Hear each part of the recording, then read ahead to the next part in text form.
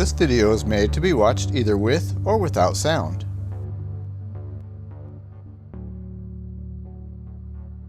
In the last video, the city of Samaria was captured, and Sargon carried the remainder of Israel away to Assyria.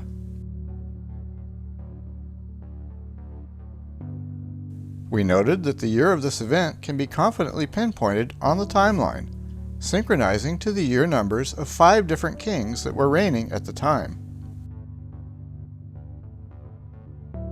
Then we showed that this year corresponds to the year 720-719 BC, but since we don't know which month the city of Samaria was taken, we can't know if it happened at the end of 720 BC or the beginning of 719 BC, demonstrating why the BC dating system is inadequate for use in ancient chronologies.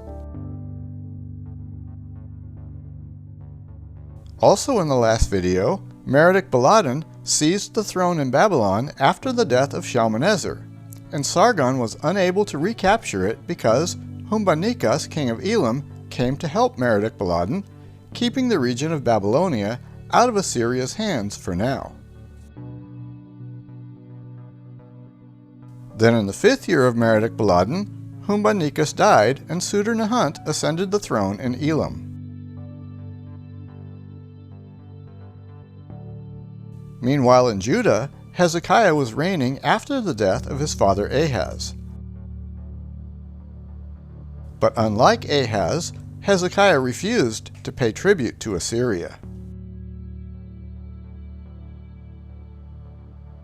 So in the 14th year of Hezekiah, king of Judah, which was the 10th year of Sargon, king of Assyria, the Assyrian army came up against all the fortified cities of Judah and took them.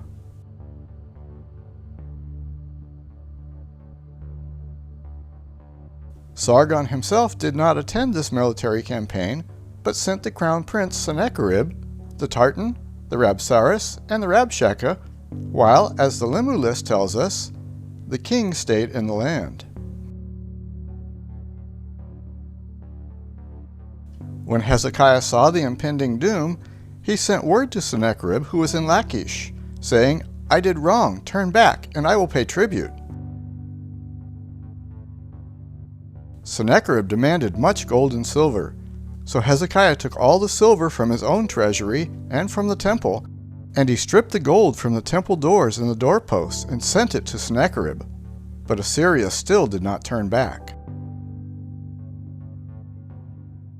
Sennacherib sent his servants from Lachish to Jerusalem, demanding that the city surrender.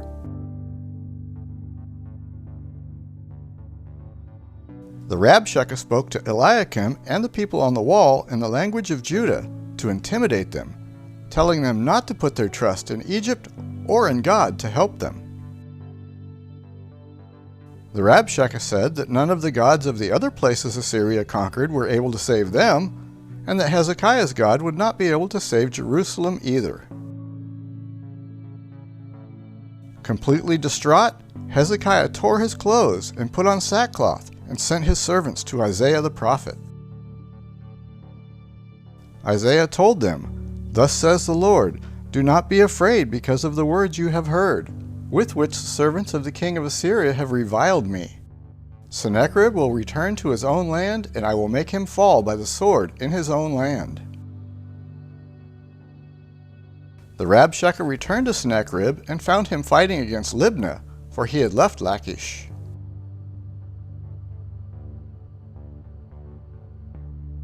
Sennacherib heard that Tirhakah, king of Cush, had set out to fight against him.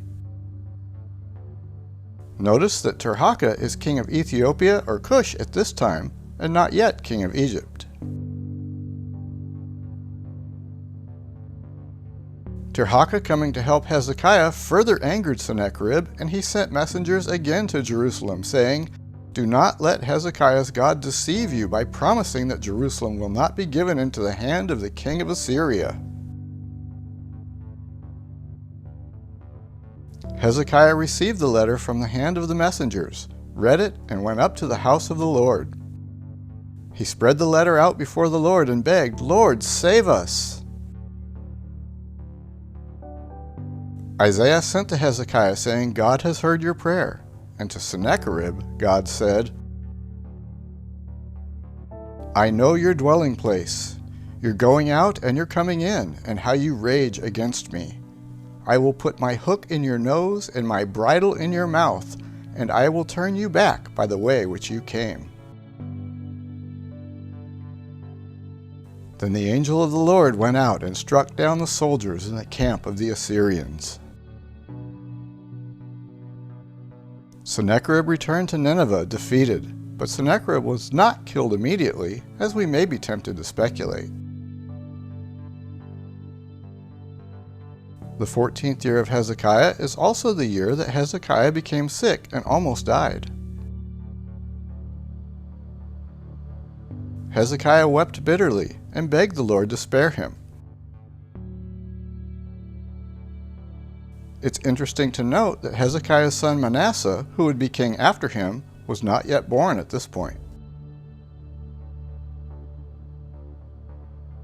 The Lord answered Hezekiah's prayer, and Hezekiah would live for another 15 years, reigning for a total of 29 years.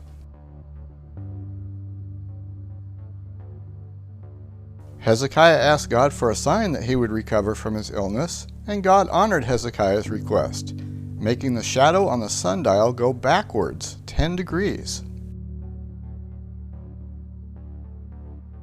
Merodach-Baladan, king of Babylon, saw this wonder that was done in the land, and sent envoys to Hezekiah, bearing gifts. Then in the 16th year of Hezekiah, which was the 12th year of Sargon, Assyria launched a military campaign against Babylon.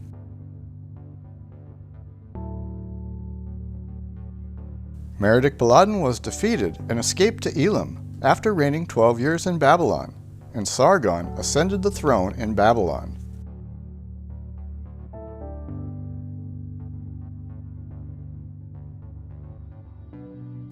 Five years later, in the 17th year of Sargon, king of Assyria, which was his 5th year as king over Babylon, Sargon was killed as he marched to Tabal, and his son Sennacherib took the throne.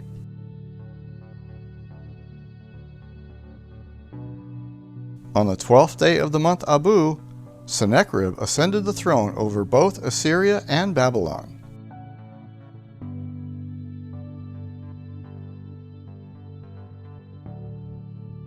After the death of Sargon, Merodach-Baladan returned from Elam and tried to regain his throne in Babylon.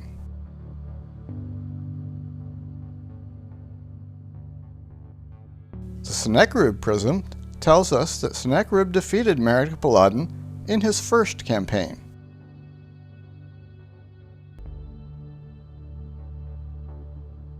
The Assyrian-Babylonian Chronicles also mentions this event, and that allows us to synchronize Sennacherib's first campaign to his 2nd year as king over Assyria and Babylon in his father's place.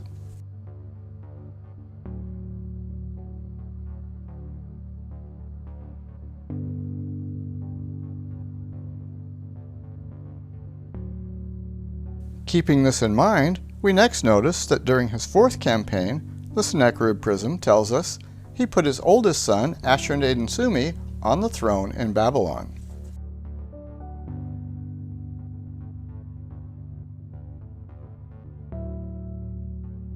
This event is also mentioned in the Limu list, and that allows us to synchronize Sennacherib's 4th campaign to his 5th year as king of Assyria.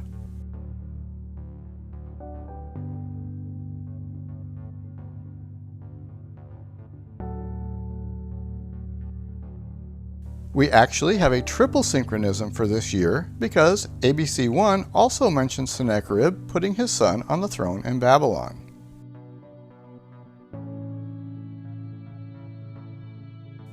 This was in the 3rd year of Bel-Ibni in Babylon, and ABC 1 also tells us that Bel-Ibni's accession year was in Sennacherib's 2nd year.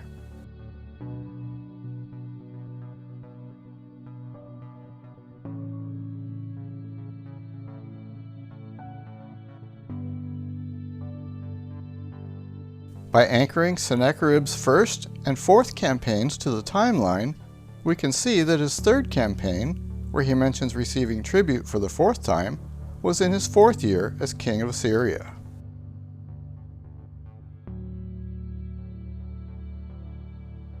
Also in his 3rd campaign, Sennacherib again went up against Hezekiah. This clearly was not the same military campaign as that in the 14th year of Hezekiah, despite the fact that that is what is commonly taught. To further demonstrate the differences between these two campaigns, Sennacherib mentions Metinti, king of Ashdod, in his 3rd campaign.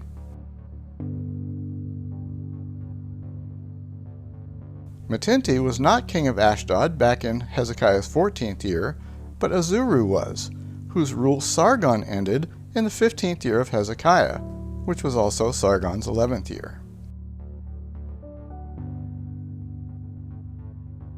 Sennacherib going against Hezekiah in his 3rd campaign may have been in response to Merodach-Baladan having an alliance with Hezekiah, but this is only speculation.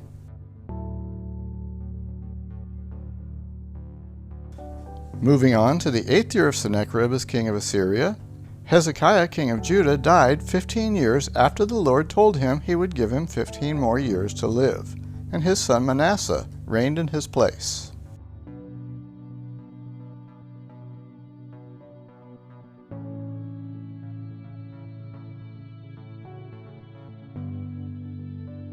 Three years later, in the 11th year of Sennacherib, king of Assyria, the king of Elam attacked Babylon and captured its king, who was none other than Sennacherib's own son that he had put on the throne in Babylon.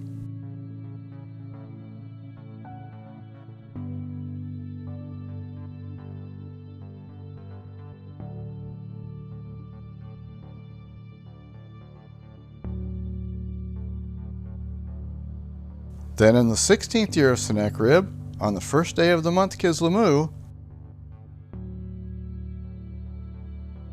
Sennacherib captured Muzib-Marduk, king of Babylon, and took him prisoner to Assyria. Sennacherib utterly destroyed the city of Babylon, along with the temple of their patron god Marduk, or Bel.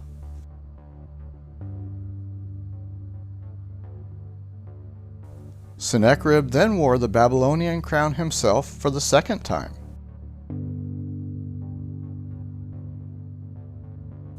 But the Babylonians hated Sennacherib for what he did.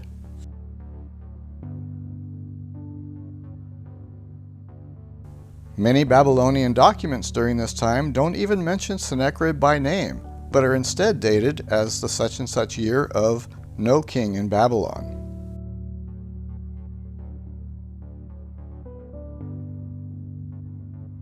Ptolemy's canon of king refers to Sennacherib's 2 reigns in Babylon as interregnum, and does not mention Sennacherib by name either.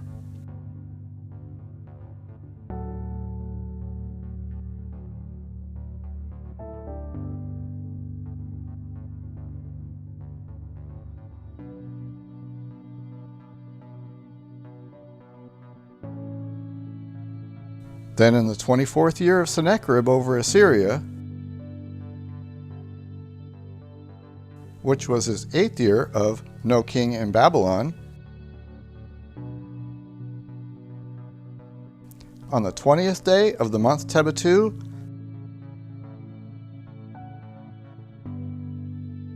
Sennacherib was killed in a rebellion by his own sons. Then on the 18th day of the month Adaru,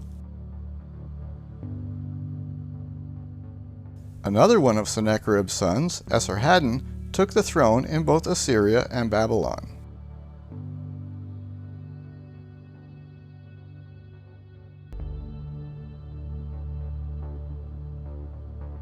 In the next video, we will look at the lives of Esarhaddon and his sons that would reign after him, and their interactions with Judah, Babylon, Elam, and Egypt.